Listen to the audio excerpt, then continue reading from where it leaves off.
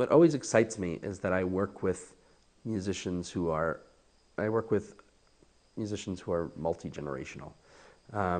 Yes, my trio is made up of people who are under 33 years old. But I feel like that is important.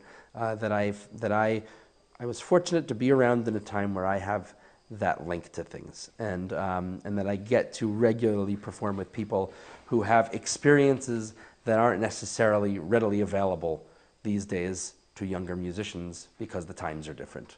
And in other scenes, other musical scenes, you might not get to do that so often.